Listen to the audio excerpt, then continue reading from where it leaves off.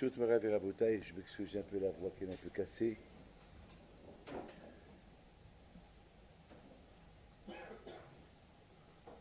Cette semaine,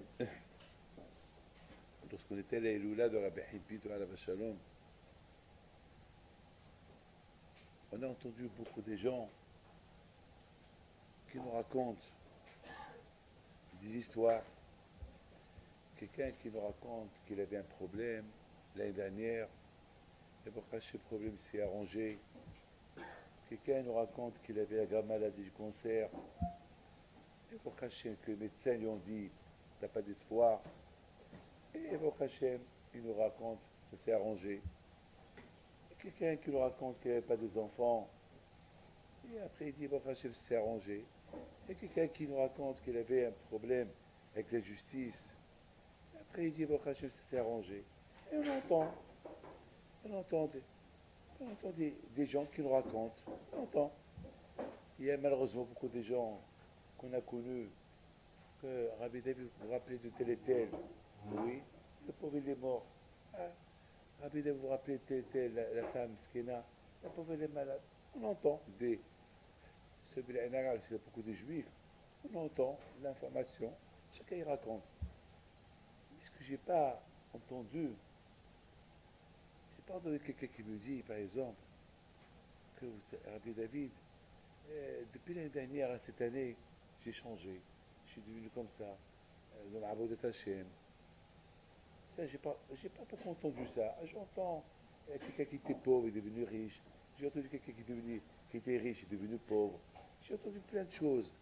Mais quelque chose de Hatchamaim, quelque chose de quelqu'un qui m'a raconté que Baruch Hashem, depuis l'année dernière, ça y est, je suis parti au collège, j'étudie, peut-être un petit quart d'heure, 5 minutes.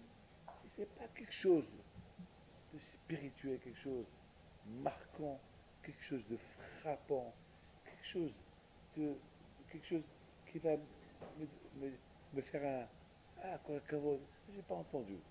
Par contre en Israël cette année, j'ai entendu quelqu'un qui m'a raconté comme ça, écoutez bien, quelqu'un qui m'a dit je ne l'ai pas reconnu. J'ai eu une petite barbe, une petite katane, même des péotes, je n'ai pas reconnu. Me dit Rabbi Dave, je ne vois pas que vous dites un bon bonjour, vous n'êtes pas heureux de me voir comme ça. Je dis non, je ne me rappelle pas de vous, qui êtes-vous? Il me dit, eh ben, c'est moi tel et tel. Je dis, c'est vous? Il me dit, oui, c'est moi. Je dis, quoi la cavode? Je dis, quoi, tu as perdu ton père, tu as perdu ta mère, tu as perdu quelqu'un de la famille pour devenir comme ça? Il me dit, non, non, shalom, non, non. Il me dit simplement, je t'ai venu voir l'année dernière pour une bracha et, et vous m'avez dit comme ça. Vous m'avez dit parce il avait un tatouage dans ses mains, donc chaque fois je voyais qu'il a baissé un peu le pull pour ne pas que ça se voit, pour ne pas que les pieds de ce qu'il avait dans ses bras, qu'ils se voient. Puis je lui dis, je me rappelle, je lui avais dit, pourquoi tu touches, pourquoi tu tires le pull? Il me dit, j'ai honte de vous, j'ai honte de vous dire. Je dis, c'est pas grave, c'est pas grave. J'ai compris qu'il y avait là-bas une photo sale. Je dis, c'est pas grave, ça aussi. Ça ne peut que te rappeler que tu es rachat. C'est tout. Quoi? Je dis ça va te rappeler que tu es rachat. Au lieu d'avoir Hachem en face de toi, Shiviti Hachem et Gditamid, tu as cette photo en face de toi. Non, tu me fais la peine. C'est tout ce que je lui ai dit. Ça, il m'a dit Rabbi David. Cette phrase, elle m'a touché au fond du cœur que j'arrivais pas à dormir, j'arrivais pas à bouger. Et j'ai commencé à réfléchir.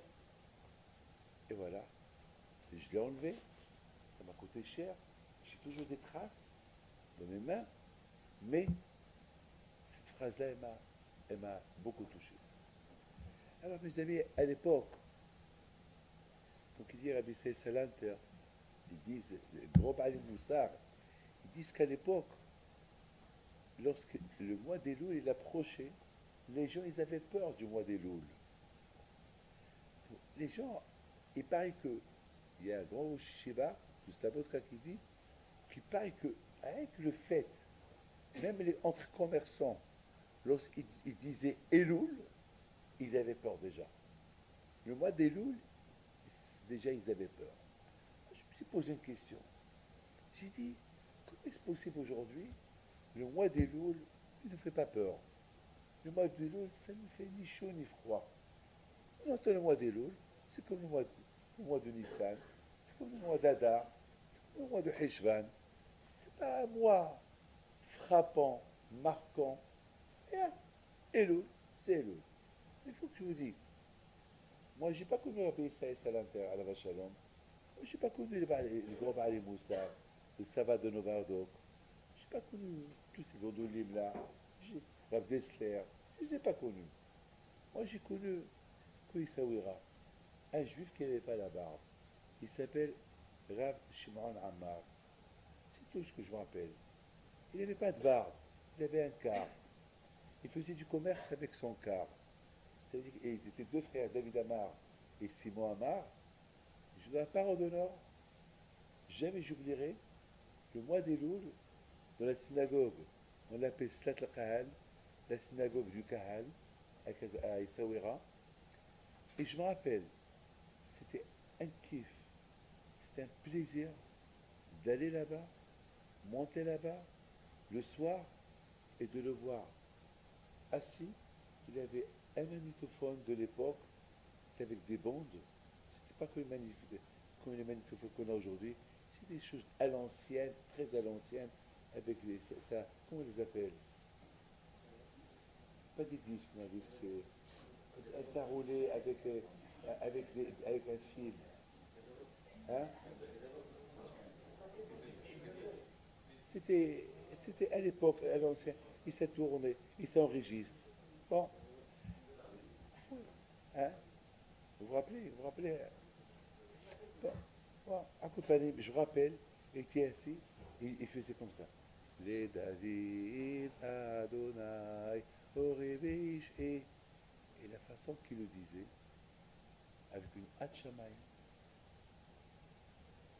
avec des larmes, il pleurait. Ça, jamais j'oublierai. Je répète encore, c'est écrit dans Hachamim, ils disent, la Hamana et Babaï. La Hamana, Hachem, il aime le cœur. Comment tu pries? Il y a des gens qui prient, tout le monde prie. Mais est-ce que tu pries avec le cœur? La Hamana et le Babaï. Et je pense à la bataille que, à l'époque, le mot, le cœur, ils utilisaient trop le cœur que la bouche. Aujourd'hui, on utilise trop la bouche que le cœur. Je m'excuse de vous dire une phrase. Par exemple, dans la rue, qu'est-ce qu'on voit? On voit des gens qui vont tout faire pour acheter la meilleure ashgaha. La meilleure ashgaha. Ils vont payer un argent fou pour la meilleure ashgaha. Ça, oui. Mais, ça, c'est d'ashgaha, c'est du manger qu'ils vont manger. Ah, il faut que mon corps, il soit... Il faut que mon corps, il mange que du kasher. La meilleure ashgaha. Mais est-ce qu'il faut attention à ce qu'ils parlent? Est-ce qu'il faut attention à ce qu'ils disent? Est-ce qu'il faut une ashgaha sur les paroles qu'ils parlent? Est-ce qu'il y a une ashgaha dans la parole? Non. Ah ben, Akadosh Baruch Hu, il n'est pas d'accord. Akadosh Baruch Hu, il préfère l'ashgaha de la bouche que l'ashgaha du cœur. Akadosh Baruch Hu préfère qu'on fait attention plus ce qui sort de la bouche que ce qui rentre dans la bouche. Ce qui rentre dans la bouche, de toute façon, tu vas l'évacuer après. Mais ce qui sort de la bouche, c'est fini. Ce qui sort, comme cette fameuse histoire, il y avait un arabe, avant de partir de la ville. Et pourquoi il a quitté la ville? Parce que tout le monde le critique. Tout le monde le critique. Tout le monde le critique. Pas. Il a fait ras-le-bol, il a dit ça y est, je vais partir. Et un jour, il a dit bon, pourquoi on le critiquait? Parce qu'il parlait toujours, et il faisait du moussard, il criait aux gens. Et un jour, il a pris la décision de quitter. Il n'en pouvait plus. Donc, il a réuni tout le monde pour que mais si Bat Prida, c'est la fête qui va partir, Zamak dit au revoir à tout le monde. Et soudainement, toute la ville est venue à la synagogue. Pourquoi? Parce qu'il va, il va partir. Ah, tout le monde est venu. Première fois que la synagogue était archi à qui pourrait les vides, parce que c'est ça qui va tomber sur eux. Mais là, tout le monde, il monte sur le. Alors, dès qu'il rentre, tout le monde qui se lève, c'est oh, il commence à chanter pour lui, c'est Sharim Hachem. Il les regarde, il leur dit aïe aïe aïe, quel cadeau vous faites, merci. Et je vois que vous allez avoir de la peine de me voir partir. Et après, il a commencé à regarder le mur. Et il regardait le mur, il disait au mur ah, est-ce que je vous adore? Ah, est-ce que je vous aime? Ah, comment vous allez me manquer? Il a commencé à pleurer, il regarde le mur. Et tout le monde qui le regarde. Et je sais, vous les murs, combien vous allez pleurer pour mon départ. Tout le monde qui le regarde. Une fois qu'il a terminé, faute d'arabe, on dirait que vous êtes adressé au mur et pas à nous. Et c'est quoi tout ça? Il leur a dit ce qui va me manquer le plus, c'est les murs, parce que c'est eux qui m'ont toujours écouté. Vous, jamais vous m'écoutez. Alors ce qui va me manquer, c'est les murs qui vont me manquer. Et je lui donne la parole d'honneur, c'est ça. Beaucoup des fois, Rabotai, le corps, c'est, vous savez, c'est, le corps, c'est, et c'est le image que je vous dis. Le corps, il s'en fout, le corps. Ce que tu lui donnes à manger, ce que tu lui donnes à manger, il va l'accepter. Ce que le corps, il n'accepte pas, c'est ces paroles qui sortent de lui, c'est son énergie. Et on parle au corps. C'est ce qu'il dit, Shlomo Ameler. Vaidaber à la etzib à la banim. Que Shlomo Ameler, il parlait au mur, il parlait, il parlait aux arbres. C'est-à-dire que quelque part, comme je viens de vous dire, les arbres et le mur, ils écoutent, mais ils ne peuvent rien faire. Le corps, le pauvre, il écoute, mais il ne peut rien faire, c'est toi le patron. Il ne peut rien faire le corps. Il écoute, ça, il pleure. Parce que la Torah dit, la Torah, le corps, il voudrait bien faire quelque chose, mais il ne peut rien faire. Il écoute. Il sait ce que la Torah dit. Il sait ce que la Torah veut de lui, mais il ne peut rien faire. Rabotai, aujourd'hui, malheureusement, aujourd'hui, on ne sent pas le mois des Loul. La raison pourquoi on ne sent pas le mois des Loul, c'est malheureusement, c'est parce que notre bouche elle est trop sale. C'est par exemple, malheureusement, la bouche. Il n'y a pas cette bouche-là qui va dire le mot des Loul, qui va lui faire peur. Cette même bouche-là, elle dit tellement trop de choses. Même lorsqu'elle dit le mois des Loul, ça fait aucun effet. Ça fait, mais les tzadikim d'avant, ils faisaient tellement attention à ce qui sortait de leur bouche. Alors lorsqu'Elul sortait de leur bouche, ah, ça faisait peur. Ça faisait peur, Elul. Tout à l'heure, j'étais en train de penser, Elul, c'est Ani les Dodili. C'est le mois d'Elul. Le mois d'Elul, ça veut dire, c'est racheter votre Ani les Dodi, li. C'est ça, racheter votre. Et c'est quoi les Sofetevot, les derniers mots de Ani les Dodi, li? Il y a 4 fois Yud. Et 4 fois Yud, ça veut dire, c'est le chiffre 40. 4 fois Yud, c'est 40. Et de Elul jusqu'à Kippour, il y a 40 jours. Il y a 40 jours. Écoutez bien ce que je vais vous dire. Ça veut dire que maintenant, toute cette préparation de Rosh Chodesh Elul jusqu'à tout ça, c'est pour arriver à Kippour. Ça veut dire que c'est comme Sferat HaOmer. Sferat HaOmer, mitzvah de Raïta, de compter les jours.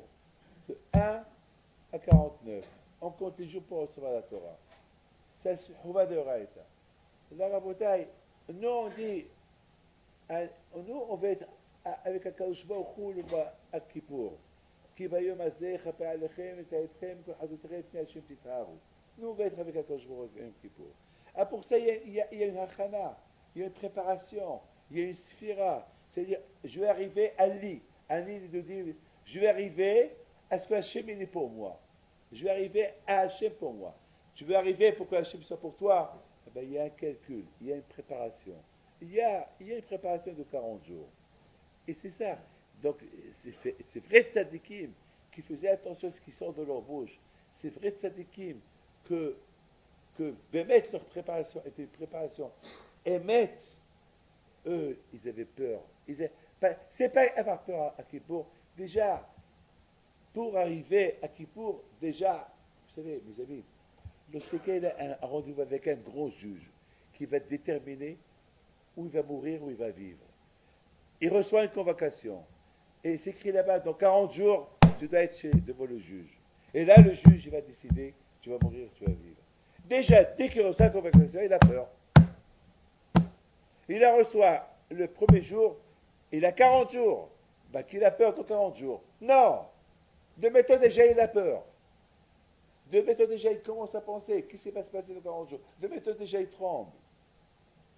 Et chaque jour qu'il voit que le jour il approche, il a encore plus peur. Jusqu'à le 40e jour, qu'il va rentrer chez le juge. Alors là, vraiment, il a peur. C'est ça, Elou. C'est ça, Anil et Doudil et Doudil. C'est-à-dire que la préparation, elle commence depuis le mois d'Elul, depuis le premier jour jusqu'à la fin. Pas sur convocation qu'on reçoit. Vous savez, qu'on reçoit à Bedi chez Maala. Lorsque j'étais en Israël, non, non, à Varsovie, on était parti au cimetière pèleriner le Natsiv Vologine, la Beheni Brisk. Beaucoup de tzadikim là-bas, ils sont enterrés dans ce cimetière-là. Il y a un Israélien, en sortant, il y a un Israélien qui arrive avec un sac dans ses mains. Et c'est l'Israélien qui voyage. Il me dit, je vais vous montrer quelque chose. Comme ça. Alors, il y avait avec moi deux, trois gardes-corps. Ils ont voulu le pousser. J'ai dit, non, laissez-le, laissez-le. Il approche, il allume son téléphone. Il me dit, voilà ce que j'ai reçu aujourd'hui. Il m'allume son téléphone et c'est écrit, c'était une convocation en hébreu, comme une convocation chez le juge. J'ai compris, alors, cette convocation-là, ça doit être des rabbins qui envoient ça à tout le monde.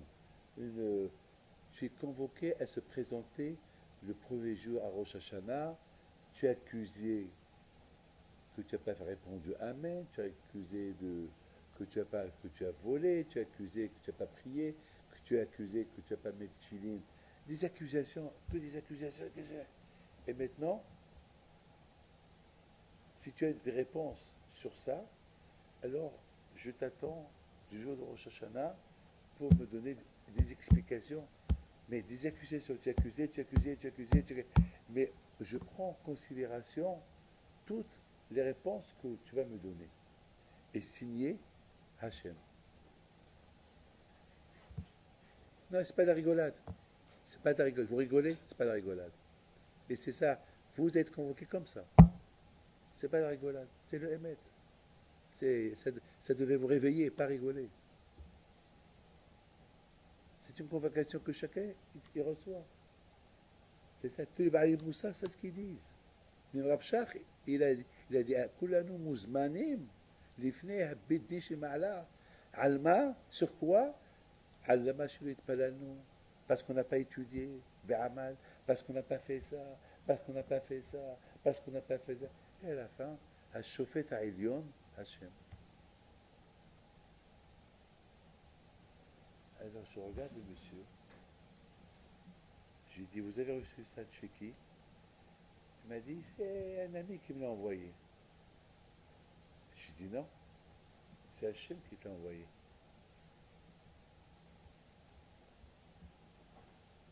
Il m'a dit, non, mais c'est un ami. Je dis, non, c'est Hachem qui t'a envoyé.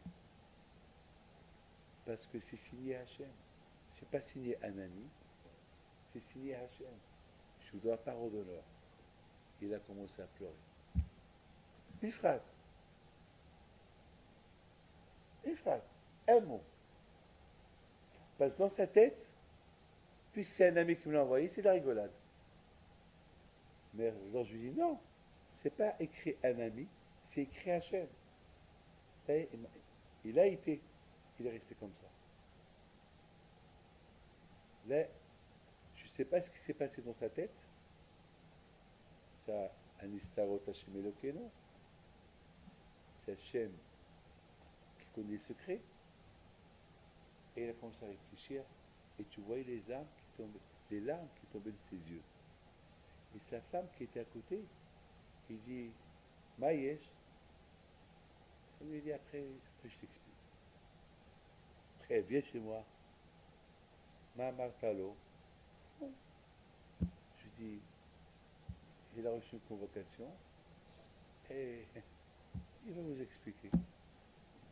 Moi, chef, ma yesh, ma kibata, Agnès, je vais t'expliquer. La bouteille, je, il y a un halom que, qui sort de temps en temps, chaque semaine, il y a Bia Omer, un halom chouï de à la mémoire de Maran Rabbi Ovid Youssef Alav Shalom. J'ai tellement aimé une histoire que j'ai lue dans ça. Et cette histoire m'a donné beaucoup de hizou pour savoir le juif. Il faut savoir comment l'accrocher, comment le tenir. Ben, mais, je vous la parole, le juif, c'est tellement facile à le rendre Betchouva. C'est ce qu'il dit justement Meller. Moshchini haricha narutza. Pousse-moi et je courais derrière toi. Moshchini haricha narutza. Tout ce qu'on a besoin, quelqu'un qui nous pousse. Allez, viens avec moi. Je tire quelqu'un. C'est tout ce qu'on a besoin. On a besoin de quelqu'un qui nous tire. Alors parfois, Hachem nous tire avec des maladies. Il nous réveille. Il nous envoie des messages. Parfois, on est tellement attaché au matériel de ce monde. On ne peut pas arranger, on ne peut pas s'arranger. C'est vrai que malheureusement, il y a des graves choses qui peuvent arriver. Et là, c'est là que l'homme, il se réveille, il se rappelle. Et pour, et pour rentrer dans le bon chemin.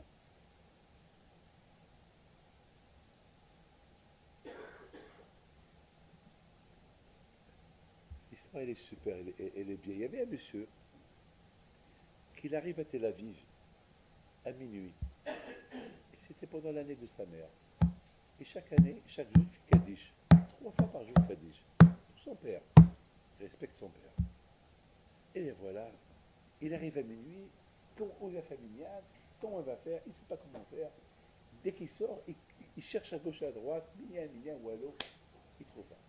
Il prend un taxi, il devait aller au Shalaim. Le taxi, le driver, il dit, tu sais quoi, au Shalaim, il y a un endroit, là-bas, minyan jusqu'à 1h du matin.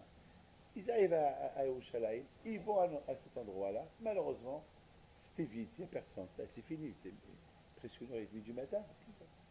Il avait de la peine. Il rentre à l'hôtel, il n'y avait rien. C'est la vie de son père. Comment il va faire Kaddish, comment il va faire Qu'est-ce qu'il fait Il a une super idée. Une idée géniale.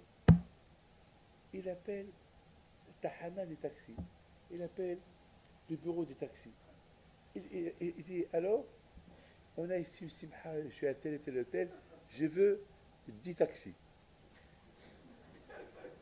Je veux 10 taxis. Super idée. Et les 10 taxis, ils arrivent. Ils arrivent, qu'est-ce qui se passe Il n'y a personne. Il leur dit, attendez, il y a, c'est pour aller au hôtel. D'accord Combien ça coûte Combien pour arriver Un quart d'heure Alors, voilà. C'est l'année de mon père. Voilà, vous êtes 10 juifs. Voilà, je vous paye tous un peu plus, à tous. Voilà, pas plus. Comme si vous m'avez conduit, je vais faire le Kaddish pour mon père. Ils ont commencé à se voir. Qui part, pas qui part. Ils vont vite, arbitre. Ils ont accepté, puis voilà, ils vont être payés. Écoutez l'histoire. Une fois qu'ils ont fait arbitre, il leur a dit merci beaucoup. Voilà, je vous ai préparé pour vous payer. Chacun qui le regarde, il dit on n'a jamais fait une prière comme celle-là. Ça, c'est une prière qu'elle n'a pas de prix. Et aucun n'a voulu encaisser l'argent. Aucun. Aucun. Aucun. Aucun. Aucun.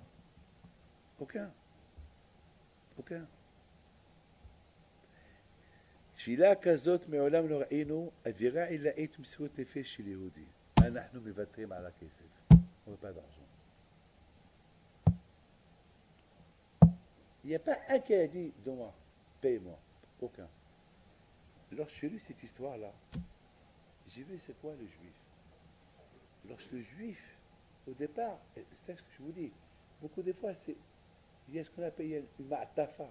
Ma'tafa, c'est une enveloppe. Le cerveau, il est enveloppé dans une enveloppe. Parce que le cerveau mesquin, il est pris par ce qu'il y a à l'intérieur dans cette enveloppe. Et qu'est-ce qu'il y a dans cette enveloppe? Le vide. Prenez une enveloppe. Qu'est-ce qu'il y a dans l'enveloppe? Walou, kiss, le vide. Alors on prend notre cerveau et on l'enferme dans une enveloppe. Et l'enveloppe, le cerveau, il est enveloppé. Il n'y a rien qui rentre. Il y a des cours de Torah, ça ne rentre pas. Il y a la prophétie, on ne la voit pas. Il faut faire un trou dans cette enveloppe-là. Il faut trouer cette enveloppe-là. Pour qu'il y ait un peu d'énergie qui rentre. Pour qu'il y ait un peu d'échouva qui rentre. Pour que tu vois un peu d'air. Tu vois un peu Akadosh Baruch Hu. Et tant qu'il n'y a pas ça, on sera toujours enveloppé dans cette enveloppe fermée. La tête fermée. Alors pour peut-être faire un petit trou dans cette enveloppe-là, qu'elle enferme le cerveau, il faut faire mitzvah nefesh. Il faut faire mitzvah avec énergie, mitzvah avec sacrifice. Et c'est ça qui va pousser un peu la personne peut-être à voir un peu plus clair. Ça c'est l'histoire. C'est ça l'histoire. C'est ça l'histoire. Et qui ne va pas accepter? Attends, il se dérange pour l'argent. Toute la nuit, il veille pour gagner un peu d'argent. Et là, voilà, une fois qu'ils ont fait cette mitzvah, on les a poussés à faire cette mitzvah-là, au départ, ils ont dit, chez le Lishma, au départ, ils ont dit, d'accord, on fait arbitre avec toi, avec de l'argent. Mais une fois qu'ils ont écouté, Amen, Amen, Shmerabah, Amen, Amen, encore Amen. Ce Amen-là, il a troué cette enveloppe où le cerveau il est enveloppé, où le cœur il est enveloppé. Ils ont Amen. Ils ont compris qu'il y a Kadosh Baruch. Après, ils ne veulent plus l'argent. À mon avis, mes amis, c'est ça Elul. Elul, c'est Elul. Elul, c'est Elul. Qui ne connaît pas Elul? Mais est-ce qu'on a ces sentiments d'Elul? Est-ce qu'il y a ce Ani, les Doudi, Bédodili? A priori, on devait arriver à la finale. Mais il faut qu'il y ait un début. Pour arriver au 5e étage où j'habite, il faut que je commence par le premier étage. Je ne vais pas sauter, c'est impossible.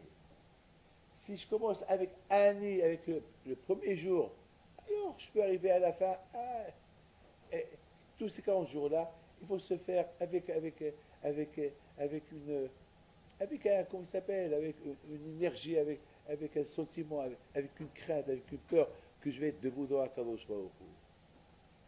S'il n'y a pas le début, il n'y a pas la fin. Si à la fin, sauf si vraiment il y a une grande teshuva spectaculaire, une teshuva qui peut, qui peut te faire récupérer le temps passé. Mes amis, puisqu'on est un jour après la Elula de Rabbi Pinto, je voudrais partager avec vous une belle histoire qu'on a écoutée cette semaine. Lorsque samedi soir, on est rentré au cimetière, il y a un Américain.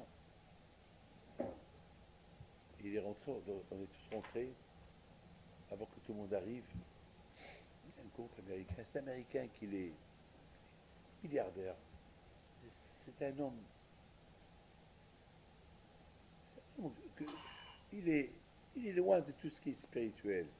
Mais il fait ses prières, il met ses tchilines, il fait Shabbat comme il veut. Il ne prend pas la voiture, et ça va. Bon, il vit à travers l'argent, il respire à travers l'argent. Donc là, c'est des centaines de millions de dollars en jeu dans plein d'arras. C'est un monsieur qui est. C'est un monsieur qui est al-Hesed, al-Tzedaka, mais il est très très sioniste. Et lui, c'est donner l'argent aux pauvres, c'est pas son truc. Donner pour la Torah, c'est pas son truc.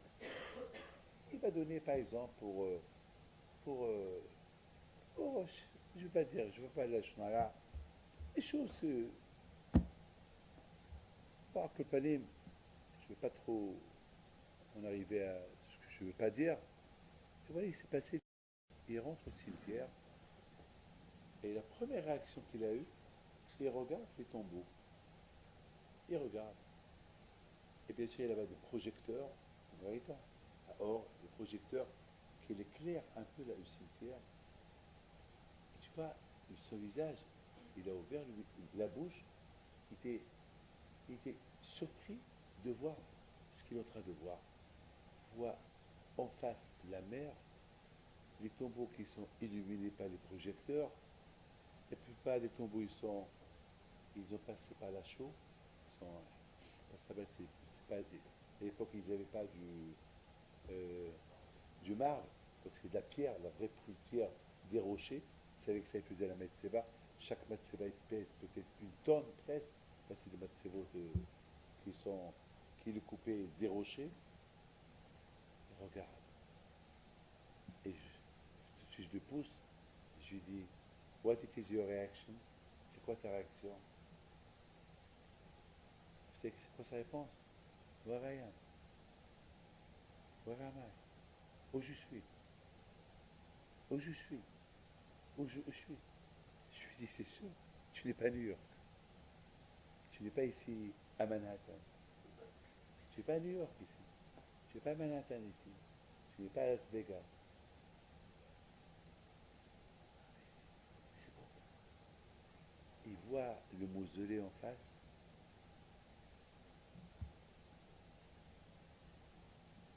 Et tu pouvais rien que voir un plaisir qui sortait de lui. Un plaisir, un plaisir. Tout de suite, je te pose une question. Est-ce que tu as eu ce plaisir-là que tu es en train de sortir maintenant, une fois dans ta vie? Il me dit never, never, jamais. Alors je dis, ah, c'est quoi? I can't explain. Je ne peux pas expliquer. J'étais là. Le plaisir de Gan Eden, il ne s'explique pas. Le plaisir de la Torah, il ne s'explique pas. Ce plaisir que vous avez, que je vous répondais à un Tosfot, que je vous répondais à un Rashi, que je vous comprenez quelque chose de la Torah, ne s'explique pas. Il ne s'explique pas. On peut tout expliquer sauf ça. On peut expliquer qu'on a gagné 1 milliard, 2 milliards, 4 milliards, 10 milliards. J'ai gagné. Là, ils sont à la banque. Mais le plaisir spirituel, lorsqu'on découvre quelque chose de la Torah, ou quelque chose, mais Allah m'a aimé, ça ne s'explique pas. D'ailleurs, il y a un pasouk. Aïe le rata, zolatra Hashem. Il y a un pasouk qui dit que si quelqu'un vient demander qu'est-ce qu'il y a à Gan Eden, aïe le rata. Il n'y a aucun qui n'a vu. Aïe le rata, zolatra Hashem. Il n'y a que toi Hashem qui sait. C'est quoi le. Personne n'a vu. On ne sait pas ce qu'il y a là-bas. On ne sait pas. Mais moi, j'ai toujours dit, même beaucoup de Baï Moussa, Hashem, ils disent pareil que ce que je vais vous dire. Tous, ils disent, tout ce qu'on peut dire, c'est que Gan Eden, on le voit à travers la Torah Kedusha. Et à la fin, Béhémet, tu connais qui est le grand de taille là-bas. Et tout, soudainement, tu le voyais là-bas, là, il chantait, il chantait. C'est un monsieur. Je le connais depuis 10 ans ou 12 ans. Lui, c'est un. Il me serre la main comme ça. Et à un moment donné, tu le vois, il était plus lui. Il appelle sa femme du Kéver lorsque tout le monde criait. Il dit à sa femme, la phrase que je vais vous dire, elle est piquante, éclatante. Il lui dit, c'est pas possible qu'il y avait un monde spirituel comme ça et nous ne le connaissons pas. On ne le savait pas. Et on découvre. Et après le pèlerinage, je lui dis, mon fils, si tu étudies la Torah, tu vas découvrir. Il y avait avec nous dans Gustavo, qui habite à Miami, c'est un Argentin qui est associé avec César. Il était avec nous à Kivrit Sadekim. Euh, après deux fois après deux, trois cours de Torah, il vient chez moi mercredi matin. On a passé la nuit de mardi soir, de mercredi soir à Lublin, chez Abimir Shapira à la Vachalon. Et malheureusement, à la yeshiva de Lublin, ils l'ont rendu un hôtel, malheureusement. Ils l'ont rendu un hôtel. J'ai eu de la peine, Bémet. J'ai eu de la peine. Mais bon, Hachem, j'ai eu de la peine parce que cette yeshiva de Rabbi qu'il a fait le Daf Hayomi, il est devenu un hôtel. On mange du tarif. C'est du tarif qu'on mange là-bas. J'ai eu de la peine, de la peine. Mais ils n'ont pas enlevé la façade. Yeshiva pour 4 000 à 5 000 personnes. Ils ont laissé avec une petite synagogue symbolique, il faut se rappeler. Mais toujours, elle s'appelle Hachme Lublin. Et c'est écrit encore là-bas en hébreu. Et c'est écrit là-bas encore la phrase euh,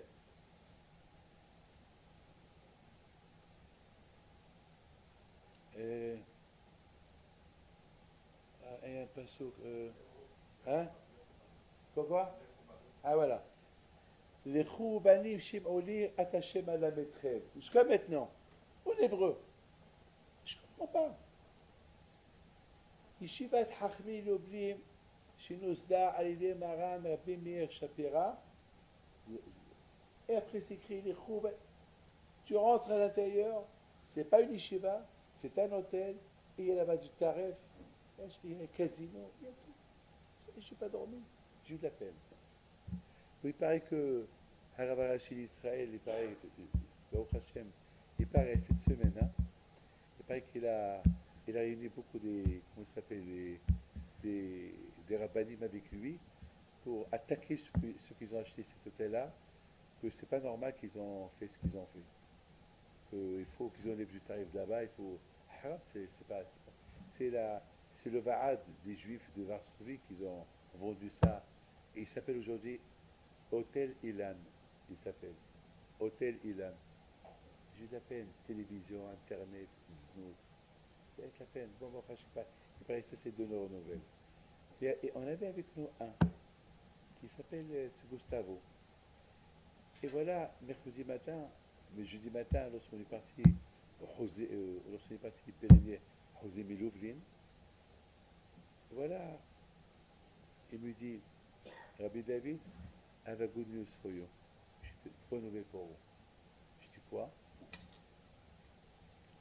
Il me dit, à partir de maintenant, je vais commencer à étudier.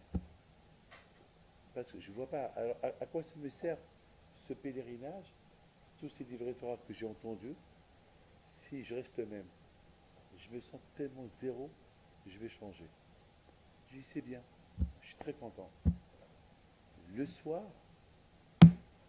il me vient, il me dit, Rabbi David, I have a better news for you. J'ai des, encore, euh, encore des informations encore mieux. Je dis quoi? Il m'a dit, j'ai déjà appelé Miami et j'ai parlé avec quelques rabbins que dès que j'arrive, à partir de dimanche, lundi, mardi, mercredi, j'ai chaque jour un rabbin avec qui je vais étudier 1 heure. J'ai fait la parole. Il m'a dit, parce que j'ai peur d'une chose. J'ai peur du Sahara, mais je suis chaud. Et la chaleur, je suis très chaud maintenant. Je suis chaud pour étudier la Torah. Mais j'ai peur que j'arrive là-bas, je vais me refroidir. Donc, pour ne pas que je me refroidisse, à 2 mètres, je préparais déjà les rabbins avec qui je vais étudier. J'ai pris, je l'ai embrassé, je l'ai enlacé. C'est comme ça. Rabotaï, c'est ça, mes amis. Ce qui se passe avec nous, Rabotaï, c'est que lorsque le mois d'Elul, qui est le mois de la préparation, qui est le mois de cette fameuse préparation, malheureusement, les slihot, il devient pour nous comme une habitude.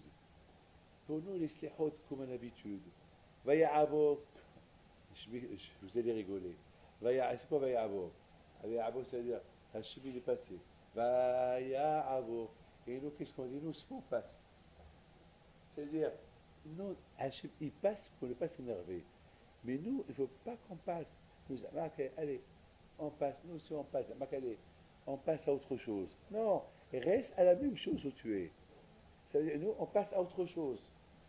Non, tu n'as pas le droit de passer à autre chose. Tu es en train de faire Vayabor, tu es en train de faire tes chevaux. Hachem, il passe à autre chose pour te pardonner. Mais toi, reste. Toi, lui, il passe pour ne pas s'énerver contre toi. Mais toi, qu'est-ce que tu fais? Toi aussi, tu passes. Moi, si je passe, allez. Non, toi, il faut rester colle à la teshuva. Non, non, je passe à autre chose. Tu passes à autre chose, tu oublies la chose. Tu oublies le écart. Et c'est ça, c'est ça l'idée de Elul, c'est mais Haïl et Haïl, c'est-à-dire un jour, 2 jours, 3 jours, et chaque jour qu'on approche du matin, on doit avoir encore plus peur, plus peur, plus peur. Le Sahara est très fort. Le Sahara, il a une force super, extraordinaire, le Sahara, pour nous laisser toujours stagner, rester, oublier et reculer. Et c'est ça, Rabotaï, le drame. Rabotaï, Rabotaï, l'histoire que je voulais vous raconter, c'est celle-là. C'est là, ils disent que celui qui parle des tzadikim, c'est comme qu'il est au sec de Ma'asim el-Kaba. Et on a entendu une histoire qui est super. Je connais bien cette histoire-là, j'ai déjà entendu. C'est une femme qui s'appelle Eliette, c'est une copine à ma femme, une copine d'enfance.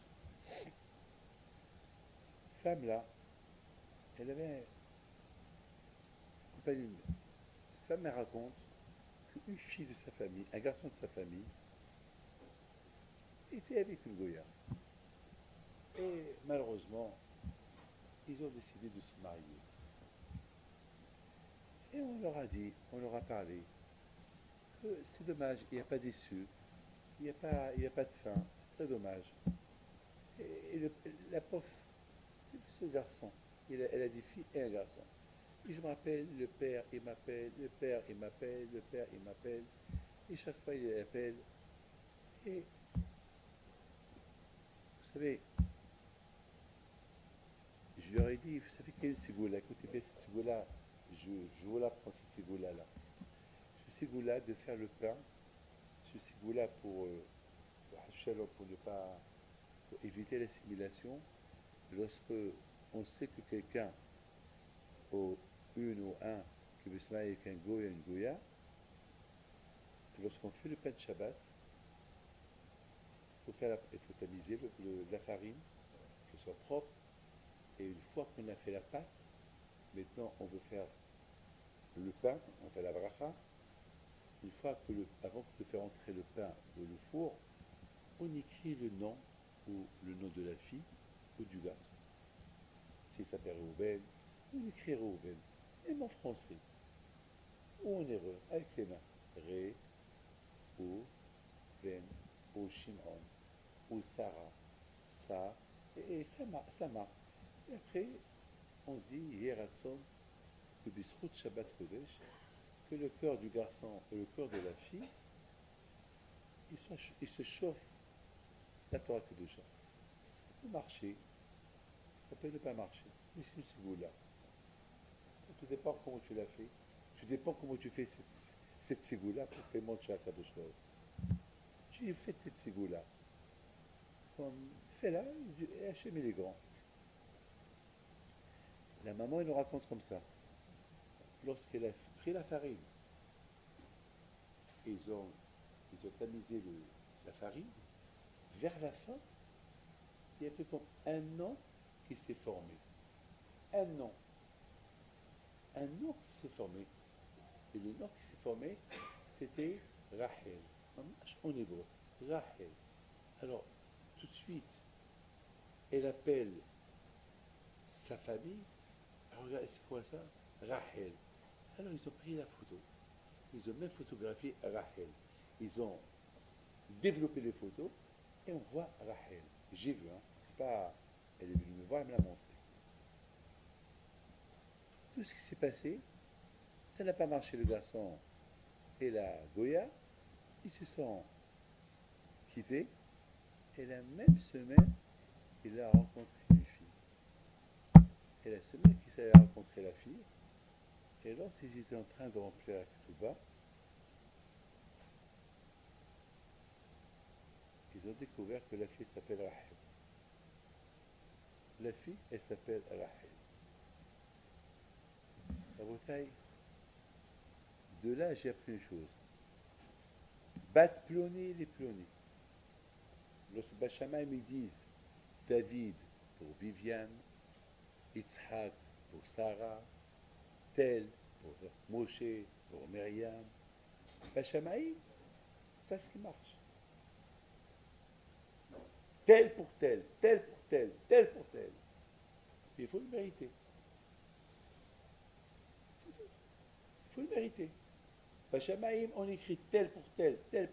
Hasbi Shalom que Bachamaïm vont écrire tel pour tel qui n'est pas juif. Non, c'est pas. Non, tel pour tel. Mais il faut le mériter. Si toi tu es attaché à Hachem, tu pries à Kadosh Baruch Hu, alors que fait tel que tu auras que ton mazal. Donc on dit, Ezel, Kenigdo. Si toi tu es Raoui, si tu mérites, alors elle va être, la femme que tu vas prendre, elle va être Ezer. Sinon, elle va être Kenegdo. Tout dépend de ta émouna et comment tu sers à Kadosh Baruch Hu. Rabotai, je termine. Cette fête-là qu'on se prépare, Yom Adin, pour moi c'est Oezer, au Kenegdo. Les David, Ori Vish'i, Az Mimera. Si moi, de maintenant de ma préparation, c'est Ori Vish'i, je vois Kadosh Baruch Hu, c'est lui mon supporteur, c'est lui qui va me protéger, c'est lui ma lumière. Alors, Mimera, de qui je vais avoir peur?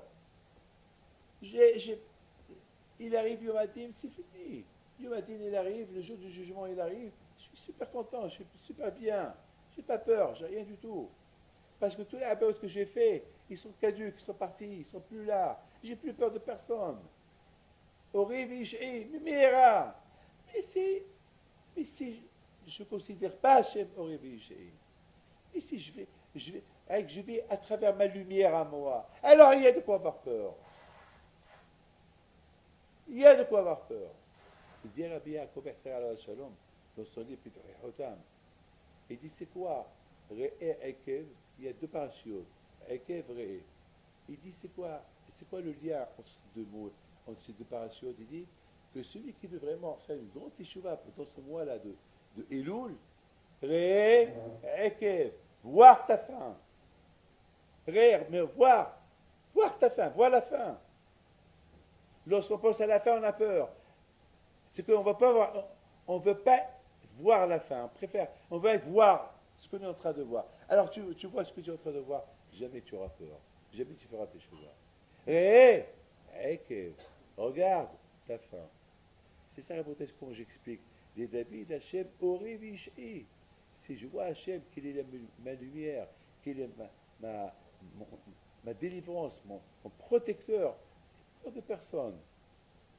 Et tout ça, la bouteille, ça dépend de notre teshuva, de Elul, jusqu'à la fin, jusqu'à Hoshana Kippour. Sinon, la bouteille, il y a de quoi avoir peur. Bouteille avec l'aide d'Hachem, je vous souhaite à vous tous. L'aide d'Hachem, si je ne serai pas là avec vous, je serai en voyage. Alors, je vous souhaite à vous tous, Shana Tova, Tekatevou, Vetehatevou, Hayim, Tobim Shalom. N'oubliez pas, mes amis, que les slihot et tout ça, c'est les slihot peuvent uniquement nous attacher à Kadosh Baruch Hu et être kashour. Mais c'est pas parce que les slihot c'est vaya'avor. Hachem il va passer sur les fautes que j'ai fait. Mais c'est pas que Hasfi Shalom au moment que nous après la prière, allez vaya'avor, nous on traduit passer à notre façon de penser. Allez, on va passer ce qu'on a fait ce matin et on va continuer notre chemin. Donc là, on n'a rien fait. Les vayav ou les slihot qu'on fait, ça peut uniquement nous aider à avancer vers le but, ce but-là qui est Ifnei Hashem Titaharu, pour être acquis pour devant Kadosh Baruch Hu. Donc, à votre Ratson, Hashem, il n'y aura pas de zecher, il n'y aura pas de zecher, non, de souvenir de nos fautes, toutes les bêtises qu'on a fait, depuis tout le Torah, la Shonara, devant Akadosh Baruch Hu. N'oublie pas une chose. Les choses entre nous et Hachem, on peut s'arranger avec lui. Mais les choses entre nous et les autres, ça, Rabotai, c'est à nous de se travailler pour le faire. Donc, je ne vais pas vous faire vite le Torah, restez, continuez à étudier, et B'zchut Torah Kedusha, et B'zchut Torah Behipido ala Hilula, Akash Baruch qui vous donne à vous tous, bracha, betzlacha. Vous allez voir, Rav Tzimchi qui était au Maroc à la Hilula, il va vous raconter un peu ce qu'il a vécu, ce qu'il a vu. Tout ce que je peux vous dire, que lorsque ma femme elle a demandé à sa femme hier dans l'avion, alors comment c'était, elle n'avait pas de réponse. C'est quoi elle était, ah, elle sait pas quoi, elle n'a pas de mots à dire. Et c'est quoi elle n'a pas de mots à dire? La bouteille, la chose elle est simple. Lorsqu'on est dans un endroit où il n'y a pas de matériel, où il n'y a que la kedusha, et plutôt que tous les hommes, tous les gens, tout le monde s'associe à la kedusha, alors on pense qu'à Hachem. Le problème il est, une fois qu'on a quitté ces endroits-là, et on rentre dans le monde matériel, le monde Paris, l'autre monde, là les choses ils vont changer. Mais à Rabotai, il faut toujours que le souvenir, il ne faut pas qu'il y ait Avod, ce qu'on a vécu à Issaouira, ce qu'on a vécu dans la Kdusha, ce qu'on a vécu dans la Emouna, il faut que ça reste en nous, Be'ezat Hashem, pour toute l'année. Et ça ne peut que nous aider au Yamim Noraim. Mais si après nous on passe à autre chose, comme hier dans l'avion, en arrivant à Paris, hier je vois deux qui passent pour me saluer, alors je dis, alors que vous allez faire, Rabbi David, ce soir on a l'Islihot. Vous n'êtes pas fatigué? Non. Hier soir on a fait l'Islihot à minuit, on les a fait à moitié, ce soir l'Islihot. Et je lui dis demain soir, l'Islihot. Ça vaut la peine. Mais si c'est que on a fait l'Islihot et point final, alors tout le passé va s'effacer. On a fait l'Islihot, on va le refaire ce soir. Cachez le professeur.